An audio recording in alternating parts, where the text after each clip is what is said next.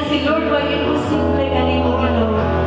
Posible, basta alam ka. Why imposible? Why imposible? Why imposible? Basta alam ka. Amen. Samtang padayon ka mag-worship sa itong buhay ng Diyos. Kay sukad sa sinugdanan, never kaligiyaan ni Lord. Amen. Maski tanaw nga ito ka, lisod na, bationg ta spiritually, sa kaluya, apan si Lord, anak kanunay. Na siya'y mga saan.